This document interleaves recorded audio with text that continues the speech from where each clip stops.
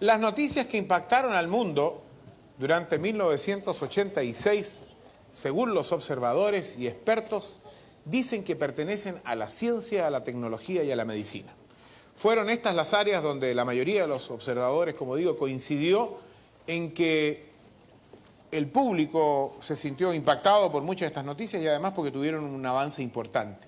Es por esta razón que hemos invitado a Hernán Holguín, para quien pido un aplauso, periodista de nuestro canal, conductor de la serie de reportajes científicos Mundo 87 en el caso del año que ya viene, 86 en el caso del ciclo que ustedes ya vienen.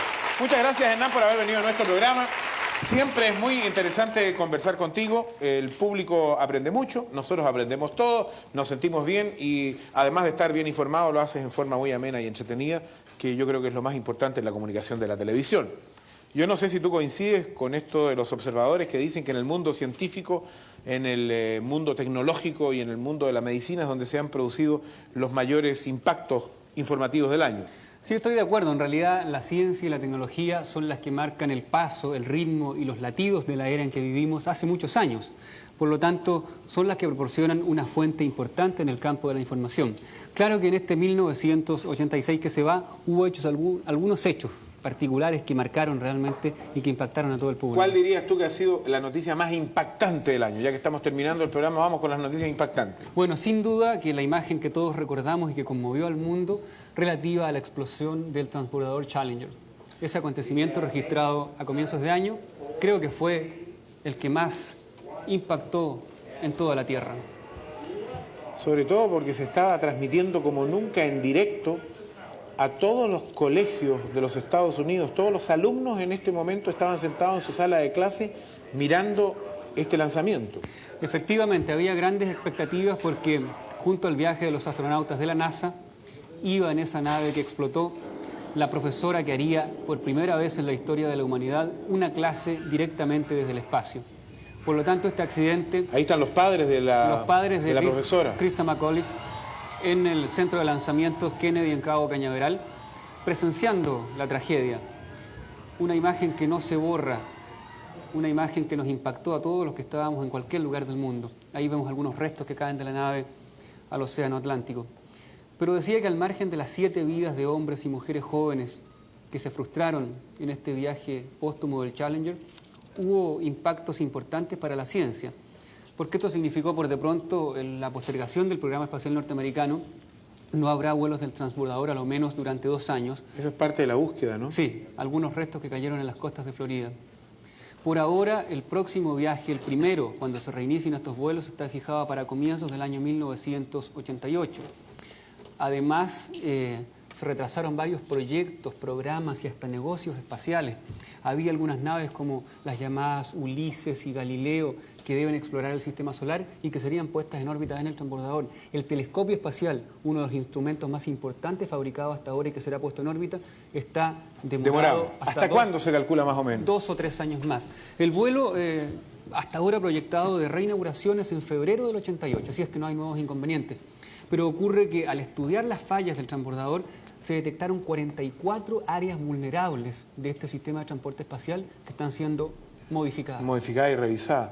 Además, yo digo que la consecuencia psicológica también fue muy grave, porque, según tengo entendido, muchos colegios tuvieron que llevar psicólogos para borrar esta imagen en los niños, que fue muy impactante para un niño saber que esta profesora se había transformado en un personaje tan famoso, porque habían hecho toda una difusión anterior, había aparecido en la televisión, salía en las fotografías, en los diarios, en las revistas, era la profesora de todos los niños en ese momento. Exacto. Yo estaba en Estados Unidos en ese momento, me tocó vivir este impacto de cerca y en los días posteriores había muchas entrevistas a pequeños que sufrieron un golpe muy fuerte porque ella, al margen de maestra, se había transformado, como tú dices, en un ídolo, en un ejemplo.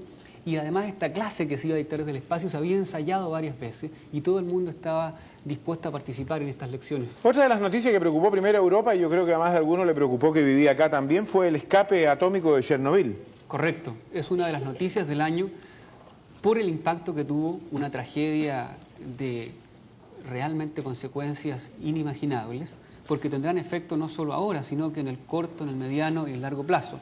En los más de 30 años que tiene en el mundo el empleo de energía atómica de potencia, el accidente de Chernobyl es sin duda el más serio que se haya registrado. Ahora, ¿hay efectos que se pudieron, digamos, registrar en el momento, efectos en la gente o no? Claro, bueno, en el momento mismo hay efectos muy visibles porque la gente tiene fortísimos dolores de cabeza, náuseas, mareos, vómitos y la muerte súbita por heridas directas o por la radioactividad. ¿Cuánta gente murió realmente, o más o menos? No se sabe porque las noticias de la Unión Soviética no siempre son muy exactas, pero se estima, según algunos observadores internacionales, que a lo menos 2.000 personas. Pero como te contaba, la gran preocupación es porque la radioactividad tiene un alcance, ¿verdad?, que puede afectar a los países vecinos e incluso a naciones bastante remotas. Y además porque me imagino que hay muchas plantas similares en el resto del mundo. Claro, solamente en la Unión Soviética hay más de 50 reactores nucleares y otros 30 y tantos en construcción.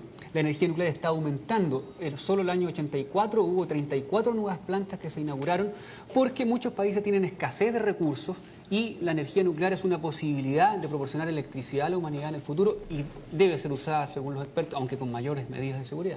Ahora, lo último, yo creo que esto le preocupa a todo el mundo en este momento, es la nueva enfermedad. Es algo en la medicina y parece que todavía no se ha podido controlar. Por el contrario, parece que ha aumentado en forma alarmante, que es el SIDA. Correcto.